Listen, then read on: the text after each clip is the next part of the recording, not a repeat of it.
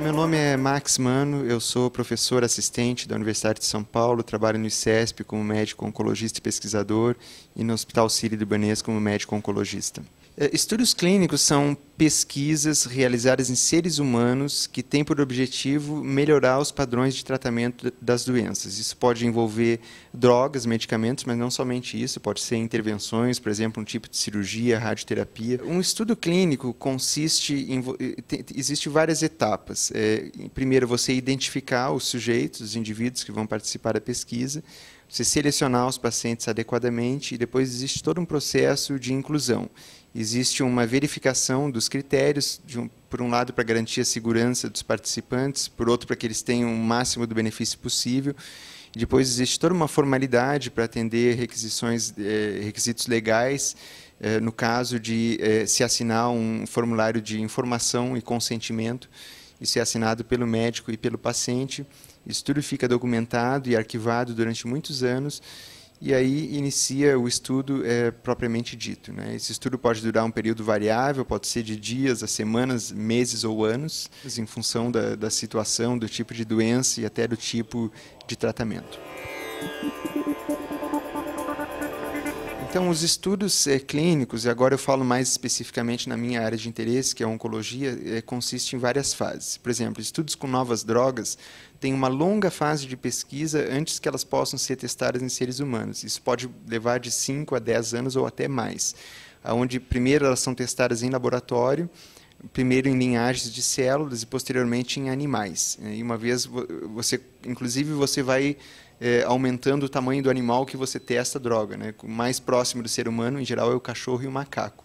E nesse momento você está preparado a migrar para testes em seres humanos. Aí se inicia uma nova fase, que é a fase da pesquisa clínica propriamente dita. Até aqui a gente vinha na fase pré-clínica. Então, pesquisa clínica em seres humanos. Em geral, em oncologia, teste de medicamentos tem 4 fases. Fase 1 é a primeira etapa. As drogas são testadas pela primeira vez em seres humanos, são estudos difíceis de serem realizados, eles exigem muita experiência do centro de pesquisa e, infelizmente, por uma série de problemas regulatórios, a gente ainda tem poucos estudos de fase 1 no Brasil. A tendência é que isso vai aumentar ao longo do tempo. Posteriormente, você determinou no fase 1 que a droga é segura, que tem alguma evidência que ela funcione, você vai para estudos de fase 2, que são estudos relativamente pequenos, que pode levar desde meses até 1, 2, 3 anos para ser realizados, e você vai ter uma ideia melhor de quanto ele funciona e quanto ele é seguro quando aplicado em seres humanos. Então, de uma certa forma, uma extensão da fase 1 do estudo. Posteriormente, se o estudo passar esse teste também de fase 2, ele vai para a fase 3, que é a fase talvez mais importante da vida de um estudo, onde eles são comparados com o tratamento padrão.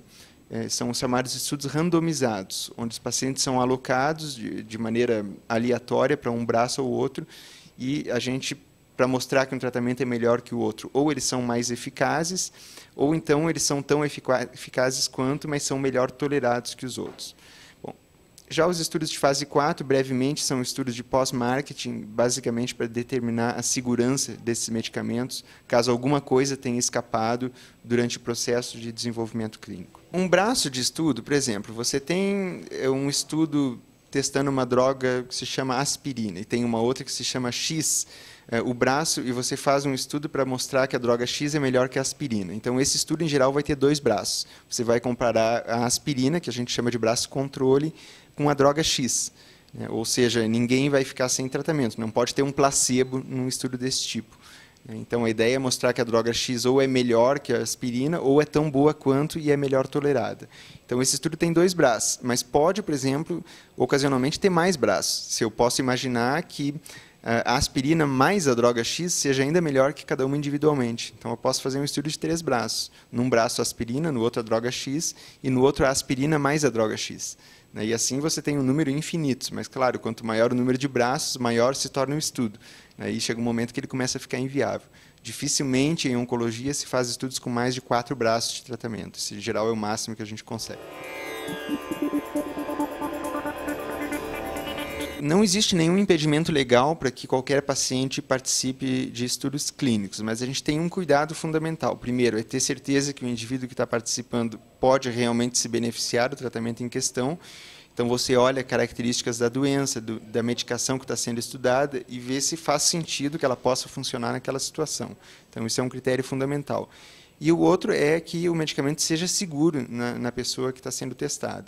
Em geral, a imensa maioria dos estudos em oncologia exige que a pessoa tenha um bom estado geral, não tenha problemas graves com outras doenças que possam prejudicar a avaliação da eficácia, mas também a segurança, né? Primeiro, a gente testa em pessoas que têm menos problemas de outra ordem e, mais tarde, nas avaliações pós-marketing, você vai expandindo um pouquinho, entendendo um pouquinho melhor qual é a população que pode ser tratada.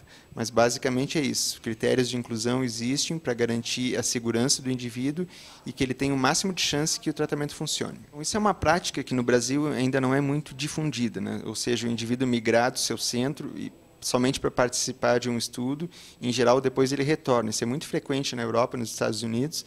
A gente está tendo alguns exemplos, está começando a ocorrer, o Brasil tem seus problemas, somos um país de dimensões continentais, mas eu acho que não existe nenhum impedimento para que a gente faça como se faz atualmente no exterior. Você identifica, o médico procura um estudo clínico que seja apropriado para o paciente, refere o paciente, ele participa e no momento que cessou a participação, o paciente é devolvido, né? Se assim o desejar, ele é devolvido para o seu centro de origem para continuar o tratamento da rotina. Nós temos um número crescente de estudos, não somente no Brasil, como na maioria dos países em desenvolvimento. Na América Latina, provavelmente o maior crescimento depois da Ásia, na década passada, vem sendo agora da América Latina. E, em geral, o que está acontecendo é que as novas drogas que estão sendo testadas também são testadas aqui. Ou seja, os estudos abrem ao mesmo tempo no exterior e na América Latina, e a gente tem a possibilidade de recrutar de maneira até competitiva, né? Em geral, fazemos muito bem. Nós ainda temos nossos problemas, o processo de abertura dos estudos no Brasil é particularmente lento, mas a gente às vezes entra um pouquinho atrás dos outros, mas ainda assim não é nada raro a gente conseguir chegar na frente, né? Em qualquer país do mundo, os estudos são classificados em patrocinados, ou seja, quando existe a indústria farmacêutica por trás, e mesmo no exterior, a maioria dos estudos são patrocinados, porque hoje é tão complexo e tão caro você desenvolver uma molécula no laboratório e fazer ela chegar a ser testada em seres humanos, que dificilmente alguém consegue fazer isso sem o suporte que tem a indústria farmacêutica, né? Tanto em recursos financeiros quanto técnicos. Então, a imensa maioria dos estudos é patrocinada, mas tem muito estudo que não é patrocinado, ou seja, o patrocinador é, por exemplo, uma universidade, ou um hospital, ou então um grupo colaborativo. Por exemplo, eu vou dar um exemplo para vocês, estudos que não envolvem drogas. Por exemplo, comparar um tipo de cirurgia com outro tipo de cirurgia. Você não encontra patrocinador da indústria farmacêutica que tenha interesse nesse tipo de estudo.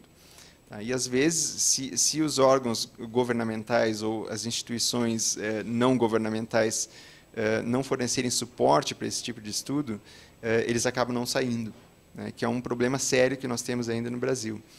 Existe um grande esforço nos Estados Unidos, por exemplo, eles ainda conseguem fazer bastante coisa, mas cada vez está mais estrangulado o financiamento para esse tipo de estudo. Isso é verdade também na Europa e em qualquer país do mundo. Mas é fundamental. Pesquisa não consiste somente em novas drogas de laboratórios. Tem inúmeras questões que são tão ou mais importantes e que é extremamente difícil achar recursos para fazer esses estudos. Alguns estudos têm mostrado que pacientes que recebem tratamentos em centros de referência, no contexto de estudos clínicos, eles parecem ter resultados melhores, inclusive, que os pacientes tratados na rotina. Certo? Isso é uma coisa bem documentada.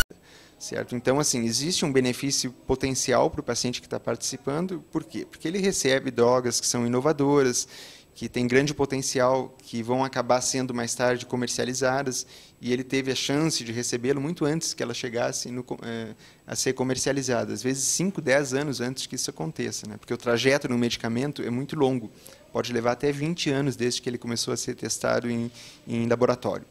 Então, existe esse potencial.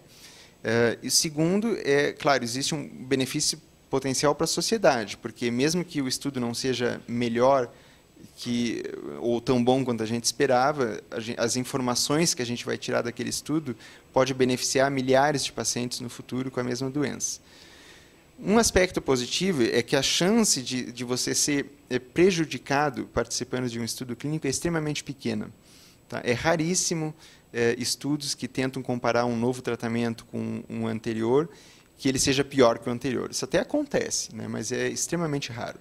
Então, a chance de você ser exposto a um tratamento que é melhor que o anterior é maior do que ele ser pior. Quando eu trabalhava no exterior, me acontecia de chegar paciente especificamente pensando em participar em algum estudo clínico, ou já havia sido referido por algum colega, ou ele leu que naquele hospital X ou Y se faz estudos clínicos e ele quer saber, né? Mas isso exige um nível de informação muito bom.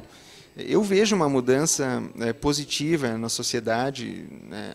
A aceitação dos pacientes para os estudos clínicos está melhorando muito. Então, eu acho que sim, que é um dever dos pacientes cobrar dos seus médicos, mesmo que eles não trabalhem em hospitais de referência, para que eles se deem o trabalho de ligar para o colega ou consultar no website do hospital se existe algum estudo que possa servir para aquele paciente, né? Às vezes, o que você oferece para ele pode ser melhor que o tratamento que ele tem acesso na rotina. Então, a resposta é sim, a gente vai chegar lá. Aos pouquinhos, nós vamos chegar em padrões de países desenvolvidos. Um dos receios dos pacientes, tanto no Brasil quanto no exterior, é quanto à segurança, porque a primeira coisa que passa na cabeça é a ideia que eu estou passando por cobaia, né? Essa palavra que me chega a me dar um frio na barriga, mas a gente ainda ouve bastante. Então, assim, a maioria dos estudos, especialmente os que a gente tem no Brasil agora, são drogas que já estão em investigação há muitos anos. A maioria há mais de 10 anos, tá? Se não 15, 20 anos. Então, são estudos que já estão em fase avançada de pesquisa, já tem milhares de pacientes que receberam o medicamento anteriormente, e se eles chegaram até aquele ponto, é porque ou eles são muito bons ou eles são seguros, né? Provavelmente ambos. Tá? A gente ainda tem poucos estudos precoces, ou seja, aquele estudo que a medicação saiu da pesquisa em animais e está sendo testada em seres humanos. Isso praticamente não existe ainda no Brasil. Mas mesmo esses são extremamente seguros, porque o nível de vigilância e de exigências que a gente tem que atender de órgãos regulatórios é tão alto, e a gente, padrões inclusive internacionais que a gente tem que seguir, o nível de vigilância é tão alto que é raríssimo, em qualquer lugar do mundo, você abrir um estudo, mesmo de fase muito precoce, que tenha problemas graves de toxicidade.